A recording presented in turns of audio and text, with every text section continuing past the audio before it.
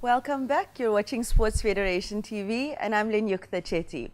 Now the next sport started in Victorian England and was a, let's say, interesting pastime of the very wealthy after they had dinner. And it's also more commonly known as ping pong.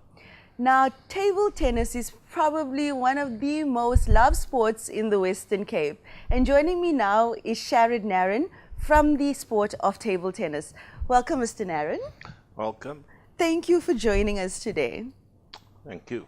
So you come from a specific club in the Western Cape, hey? That's correct. Community House Table Tennis. Community House Table Tennis. How long has your club been in existence?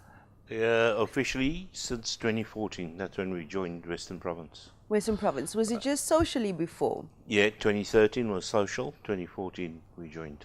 Okay, and which area are you located in? In Salt River at the Community House building. Community House building in Salt River. So is table tennis then a popular sport in that area?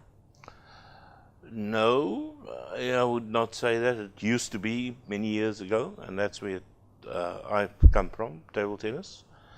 We had a club called Silver Star there. And myself and two other guys that used to play in that club wanted to have a social knock, and we got involved with Community House because of Martin Jansen. And they then gave us the hall to use. And ever since then, we've been there. So what has drawn people to your club specifically? I mean, it's relatively young. Yeah.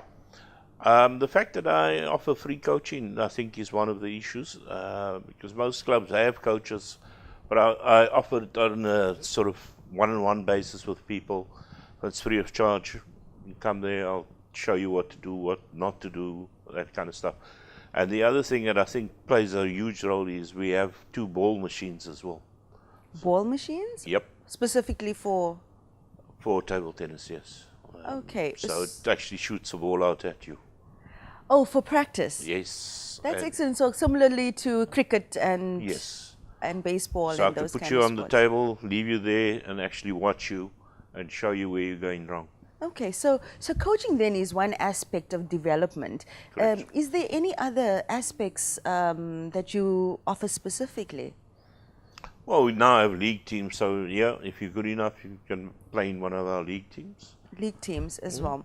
So your league is then associated to a regional body and then to a provincial body? Affiliated to Western Province, who's affiliated to the South African Table Tennis Board, yes. Okay, excellent. At the moment, the composition of your members, what age groups are we looking at, gender as well? At this stage, the official teams are made up of most probably people from 25 to 60 odd. 25 to 60 odd. Of which we have only 1 female. We lack juniors, and there's a very good reason for that, but we're busy sorting that out now. One of the issues is that everybody works in our club. There's nobody to look after kids from, let's say, 3:30 till. It's not like your township areas where you have a community center. Kids flock to the community center. There's a table. The clubs will go and have a look that's in that area, how good the kids are, and then handpick the kid or take most of the kids into their club and then develop them there. But we don't have that at the moment. Okay, so you've got a more mature crowd, and it's basically because of the demographics around the area the club is. It's just where we were, and like I said, I mean, in my opinion, it came around with the coaching that I offered people there. We have people who stay in Grassy Park that come to us. There are clubs all over the Western Cape. But they come from that distance to our club because I think that was the main difference. That they felt they were getting helped and taught something. So and then the guys that joined up with me also offer that same. So if you come there and I'm not there, they will assist you as well. That was the sort of message passed down, and everybody else one another there. So you've had beginner level players who are adults that have joined your club? Yes. very much so. Well, yeah, that's great. A lot of people may be hesitant later in their life to get involved in a sport. Back to the youngsters, though, if you know, is table tennis quite a prominent sport in the schools in the Western Cape? I believe it is prominent in the Mitchell's Plain area, but yeah, in the, let's call it southern suburbs, Cape Town CBD, I don't think it's that prominent at all. In fact, I went to all of those schools from Cape Town through to Pinelands through to Mowbray. Put up posters to see if I could attract kids to come. None. The only thing that was offered our way was, can you provide us with a coach? We'll pay the coach. But people work. I mean, you can't give up your job for 2 hours worth of pay a week or something. So that's where the problem was, and still is for us. In the interim, what we are doing is I'm talking to Salt River Blackpool Football Club and to Inteco, the running club. They have halls. They both have one table each. We have given balls to the Salt River and bats to the Salt River Football Club, and we're hoping for them to get someone there from 3:30 till 5:30, and I'll come there at about 6 and go and see if there's kids coming, what kind of interest there is in the area. So that's the next phase now. It should be starting in next week. You started this club from scratch. Correct, yes. So, being one of the founding members, you've been privy to all the constraints, and you've mentioned a few. It's mostly human resources and time. What are the other issues that have arisen over the years that may have been barriers to your progression? I think table tennis is hampered by funds. One bat could cost you anywhere from 500 Rand to 5,000 Rand. That's just a bat. Yeah. Tables are going at 15,000 a shot. Professional tables, of course. Yeah, proper tables. Balls. A simple ball that we play with nowadays costs you 30 Rand. A ball. And you got no guarantee you can play 3, 4, 5 days with it. 3 shots later it could be broken. That's how it works. So it's an expensive sport. Yeah. There might be budding administrators or people that would also like to start up their own clubs for whichever sport. What would be your advice to them? I mean, as challenging as it is, what are the benefits still of going ahead with a project like this? Look, I mean, you know, people in their 30s and 40s suffer a lot from various diseases, and I can tell you now that table tennis doesn't affect your knees and that. If you're playing on the correct surfaces, it is very good for you in terms of your health. If you're a heart patient, if you are diabetic, I'm a diabetic, and that's the reason I play very much. It helps tremendously with your diabetes condition. So yeah, from a startup, make sure that you're going to teach people something. The worst thing you can do is you just say, there's the table, and go and play.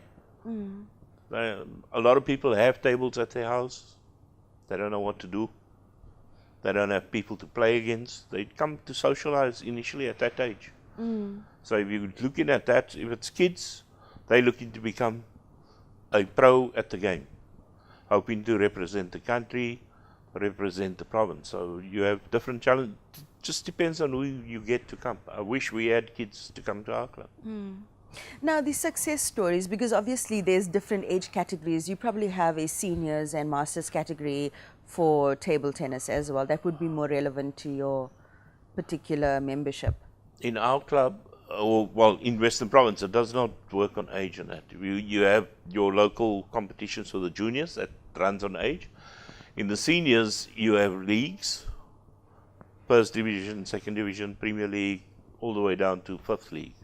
Okay, so your division is based on your performance. Yeah, it does not mean you could have a 12-year-old playing in the Premier League, for example. Okay. So it's not an age base. It's only when you get to the nationals and the Western Province tournaments. You have veterans as well. Then it gets over 40, over 50, over 60. Your best performer, okay, let's rephrase that. What is some of your success stories in terms of athletes from your membership that have maybe excelled on a provincial and national level? Well, none of us have excelled in our club, but when our very first year of joining Western Province, our 5th league team made a clean sweep. They won the Grand Challenge, Knockout, and Watchfield. Our 6th league team ended up 2nd in all of the events. Okay. So it's not too bad. And we've grown from, I think, 3 teams to 4 teams, and now we have 5 teams. So you're actually catering for a niche market with your clubhouse. It's a mature crowd, and you're giving people an opportunity to maybe socialize as well, get a new skill, and also do something that might benefit their health, cardiovascularly. Correct. Yeah. Very much. That's lovely. I mean, it's a niche market that you're attending to. So, if we look at a broader aspect, is table tennis in Western Province and Western Province at large, is it growing as a sport? Difficult question for me to answer, but I would say it's stagnating. Because I don't see that many new faces when I go to tournaments and that. So it's sort of staying at this very similar level each year. So it has not grown yet to the extent that I believe it can go to. And I think schools is one part of it that needs to be addressed much more vigorously. And then you're obviously competing with cricket, soccer, rugby, all the big sports where the big money is. Table tennis, there's no money. Is there people representing the country and doing it professionally?